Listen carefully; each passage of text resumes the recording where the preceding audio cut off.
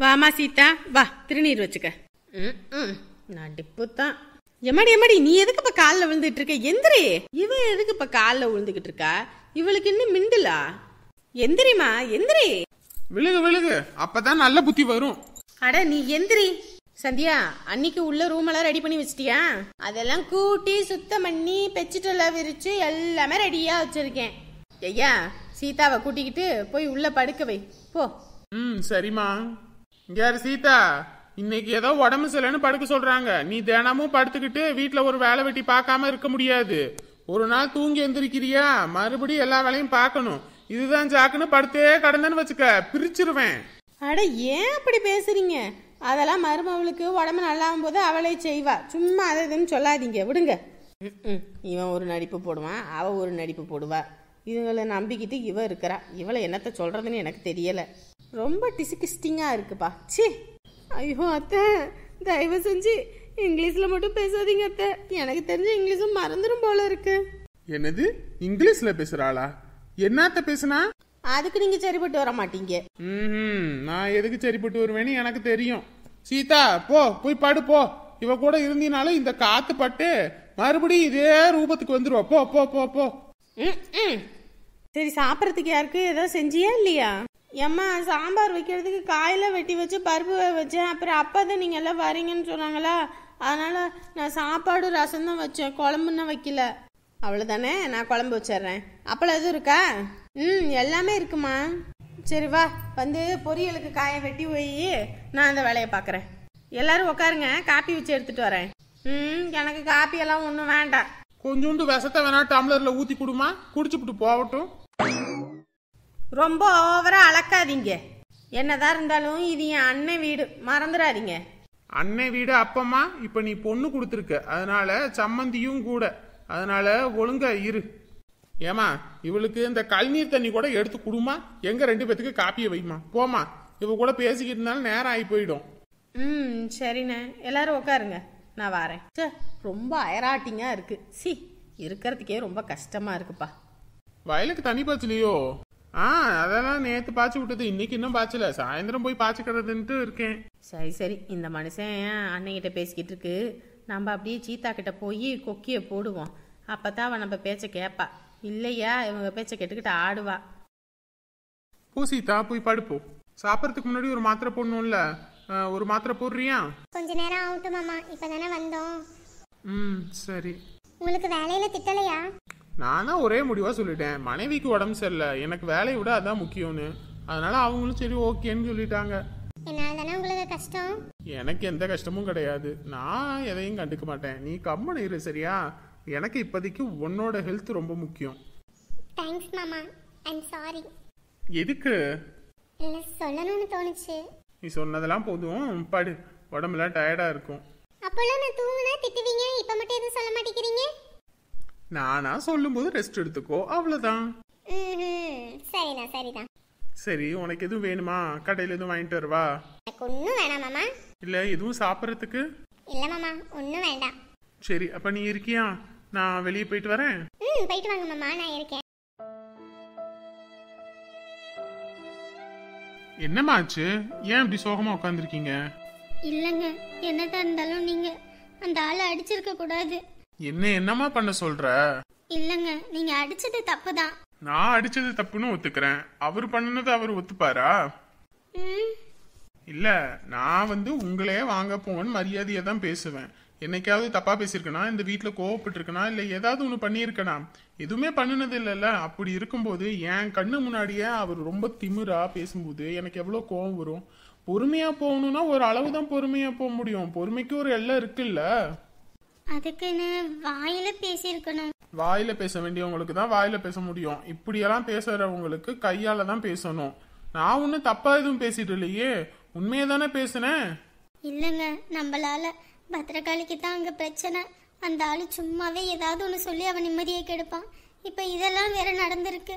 இனிமே அவனை என்னென்னலாம் பண்ண போறானோங்க. நான் அப்ப சொன்னதுதான் இப்பயும். பத்திரகாளி உங்களுக்கு தங்கச்சியா இருந்தாலும் நமக்கு மகளாம தான் இருக்கா. அங்க வாழ்றதுக்கு விருப்பம் இல்ல, அந்த ஆளுகிட்ட இருக்க முடியலன்னா இங்க இருக்கட்டும். நம்ம தனியெல்லாம் ஒன்னும் உழ வைக்க போறது இல்ல, எல்லாத்துக்கும் சேர்த்து சமைக்கிறது தானே.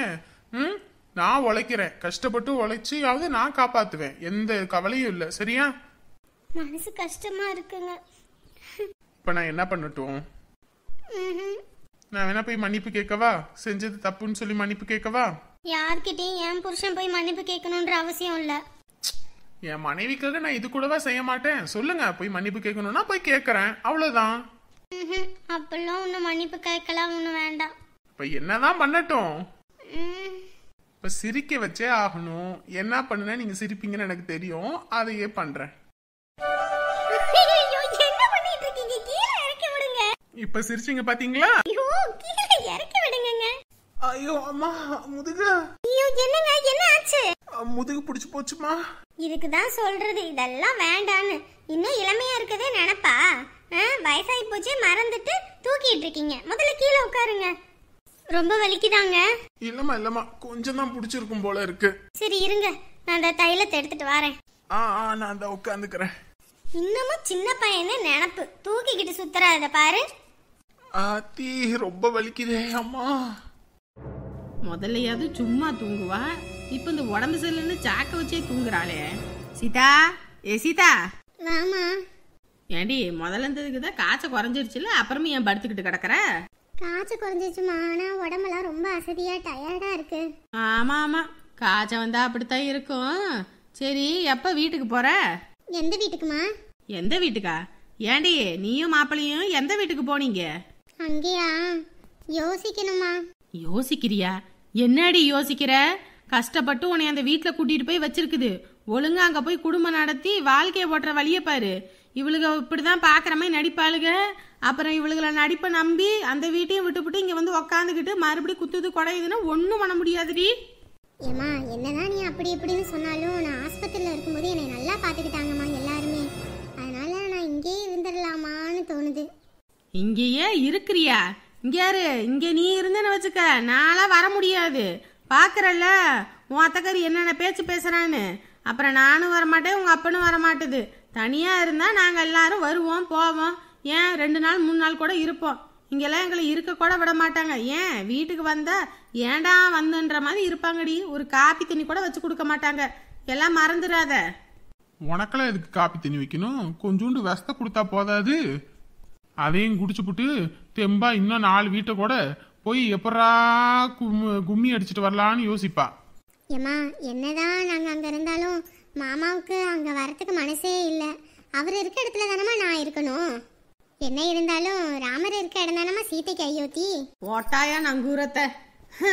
இனி உன்னைய திருத்த முடியாதுடி. இப்பதாண்டி புரியுது உன்னைய படிக்க வச்சது ரொம்ப பெரிய தப்புன்னு. உன்னையும் உசுரோட விட்டது ரொம்ப பெரிய தப்புன்னு எனக்கு இப்பதான் புரியுது. யாருடி, காய்ச்ச தலைவலினா எல்லாருமே உக்காந்து பாக்குறாங்க வைக்கிறது, அதெல்லாம் சாதாரண விஷயம். அதுக்கெல்லாம் வீட்டை காலி பண்ணிட்டு இங்க வந்து உக்காந்தேன்னு வச்சுக்க, அப்புறம் வாம்பொழப்பு திண்டாட்டண்டி. அது மட்டுமா, அவங்க ஒரு பிள்ளைய வச்சிருக்காக, அவங்களுக்கு கல்யாணம் பண்ணி கொடுக்கணும், ஏகப்பட்ட செலவு எல்லாம் உங்க தலையோட வந்து விடியுண்டி. ஏண்டி இதெல்லாம் யோசிக்க மாட்டேங்கிற? இப்ப நான்லாம் பாரு, உங்க அப்பா கிட்ட வேலை செய்ய முடியல வைக்கல அப்படி இப்படின்னு சொன்னாதான் என்னை அங்கிருந்து கூட்டிட்டு வர மாட்டாரு.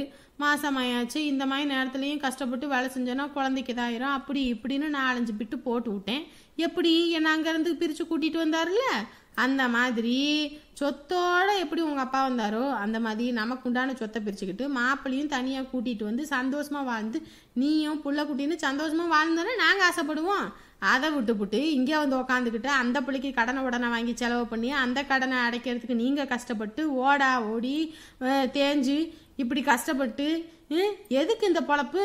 நம்ம பாட்டுக்கு கல்யாணம் பண்ணோமா, வீட்டோட வந்து சேர்ந்தோமா அப்படின்னு இருக்கணும். அதை விட்டுட்டு புருஷன் குடும்பத்தை பார்க்கறேன், அதை பண்றேன், இவங்களை தூக்கிட்டு போய் கோட்டையில வைக்கிறேன்னு இருந்தேன்னு வச்சுக்க, அப்புறம் அவ்வளவுதான். உன்னையெல்லாம் கோட்டையில வைக்க கூடாதுடி, 4 அடி குழி தோண்டி அதுக்குள்ளதான் வைக்கணும். உன்னையெல்லாம் அடிச்சும் பார்த்தாச்சு, உதச்சும் பார்த்தாச்சு, மிதிச்சும் பார்த்தாச்சு. இனி என்னதான் பண்ணுனா நீ திருந்துவ? அவளே இப்பதான் உருப்படியா குடும்பத்தோட வாழ்றேன்னு சொல்ற, அதையும் நீ வந்துட்டு கெடுத்து விடலான்னு பாக்குறியா? இல்லங்க, நம்ம நல்லதுக்காகவும் நம்ம புள்ள நல்லதுக்காகவும் தான் சொல்றேன். பையனும் பாருங்க வாழாம நம்ம கூட இருக்கிறான். காலம் முழுக்க நம்ம 2 பேரும் நம்ம மூச்சை பார்த்துக்கிட்டு இருக்க முடியுமா? புள்ள வீடு பையன் வீடுன்னு அப்படின்னு போய் இருந்துட்டு வரணும்ல. இங்க இருந்தா உங்க மச்சான் வீட்டுல விடுவாங்களா? சொல்லுங்க பாப்போம். நல்லது சொல்ற. மூஞ்சா பாரு, மூஞ்சும் முகர கட்டையும். இந்த மூஞ்சில எல்லாம் முழிச்சா பொடிக்கு போயில சிக்குமா, இல்ல வெயிலுக்கு நிழல் தான் கிடைக்குமா? ஏன்டி இப்படி காஞ்சு போய் கிடக்குற நீ? நல்லது சொன்னாலும் இந்த காலத்துல பொல்லாப்பலத்தான் முடியும். நீ சொல்றது நல்லது கிடையாது. சாத்தான் வேதம் ஓதுற மாதிரி ஒழுங்க மரியாதையே இருந்துக்க சொல்லிட்டேன். யார் சீதா, இப்பதான் புத்தியோட இருக்க, புத்தியோட பொழைச்சுக்க, அவ்வளவுதான் சொல்லிட்டேன். குடும்பத்துல ஒருத்தர் சரியில்லைன்னா அவங்கள திருத்தலாம். இவ கூட சேர்ந்துன்னு வச்சுக்க, குடும்பம் இல்ல உனக்கு எதுவுமே இல்லாத அளவுக்கு ஆகி போயிடும். அப்புறம் யாராலையும் உன்னை திருத்தவும் முடியாது, வாழ்க்கைய ஓட்டவும் முடியாது. மாப்பிள்ளைய பத்தியும் தெரியும், அந்த குடும்பத்தை பத்தியும் தெரியும், உன்னை எப்படி தாங்குன்னு தாங்குறாங்கன்னு. இதுவே வேற ஒரு குடும்பமா இருந்தா நீ ஆஸ்பத்திரியில படுத்து கடந்த கடைக்கு யாரும் கண்டுக்காம கூட இருந்திருப்பாங்க. நீ ஆடிக்கிட்டு தனி கொடுத்துன போய் அங்க உடம்பு சிலன்னு படுத்து மயங்கி விழுந்திருந்தா கூட ஒருத்தர் கூட எட்டி பார்த்திருக்க மாட்டாங்க. இம்புட்டு தூரம் வாய் பேசுற உங்க அம்மா கூட வந்து நிக்க மாட்டா. ஒழுங்கா பொழைச்சுக்க, சரியா? நல்ல முடிவு எடுத்திருக்க, மாப்பிள்ளையோட சந்தோஷமாயிரு. எது தேவைனாலும் அப்பங்கிட்ட கேளு, நான் செய்யறேன். அதை விட்டுப்பட்டு இவ பேச்ச கேட்டுக்கிட்டு அங்க வந்து இருக்கிறேன், ஆடுறேன், ஓடுறேன்னு ஏதாவது ஒண்ணு சொல்லிக்கிட்டு இருந்தானா ரெண்டு பேத்துக்கும் ஒரே குழிதான். ஏண்டி அந்த ஆளு கிடக்குறது? நீ அம்மா சொல்றதுதான் நல்லது, அதை கேட்டுக்க. அம்மா தாயே, நீ எனக்கு நல்லதும் சொல்ல வேணாம், கெட்டதும் சொல்ல வேணாம். தயவு செஞ்சு இங்க இருந்து கிளம்பு. எனக்கு என் வாழ்க்கையை எப்படி வாழணும்னு தெரியும், எனக்கு அறிவு இருக்கும், நீங்க படிக்கவும் வச்சிருக்கீங்க. யோசிச்சு நான் முடிவு எடுத்துக்கிறேன். தயவு செஞ்சு கிளம்பு. அம்புட்டு தூரம் ஆகி போச்சு. தயவு செஞ்சு கிளம்பு போ. இல்லையா அப்பா கிட்ட சொன்னா அவரே உன்னை தரன்னு இழுத்துட்டு போவாரு. ஒரு நாள் இல்லனாலும் ஒரு நாள் நீ என் வீடு தேடி வரணும். அப்ப பாத்துக்கிறேன்டி உன்னைய. நீ இப்பயே பாக்கல, அப்பயா பாக்க போற? போமா. இத்தனை நாள் வரைக்கும் எவ்வளவோ தப்பு பண்ணிட்டேன். இனிமே அந்த வீடு எதுக்கு? அந்த வீடை காலி பண்ணிட்டு நம்ம எல்லாம் இங்கேயே ஒண்ணா ஒரே வீட்ல இருக்கலாம். மாமா வந்தோடனே சொல்லிடுவோம். ஹலோ ஃப்ரெண்ட்ஸ் அண்ட் ஃபேமிலி, எல்லாரும் எப்படி இருக்கீங்க? நிச்சயம் எல்லாரும் நலமா இருப்பீங்க நம்புறோம். நம்மளோட வீடியோ உங்களுக்கு பிடிச்சிருந்துச்சுன்னா மறக்காம லைக் பட்டனை தட்டி விடுங்க. ஏன்னா நீங்க கொடுக்குற ஒவ்வொரு லைக்ஸ் தான் மேற்கொண்டு நிறைய வீடியோஸ் அப்லோட் பண்றதுக்கு நமக்கு ஒரு மோட்டிவா இருக்கும். நம்மளோட வீடியோ உங்க ஃப்ரெண்ட்ஸ் அண்ட் ஃபேமிலியும் பார்க்கணும்னா மறக்காம ஷேர் பண்ணிடுங்க. சொந்தம் தொடர சப்ஸ்கிரைப் பண்ணிடுங்க. இன்று பிறந்த நாள் கொண்டாடுவோம். செங்குட்டுவன் நீங்க நீரோடு வாழணும்னு கடவுள்கிட்ட பிரார்த்தனை பண்ணிக்கிறேன்.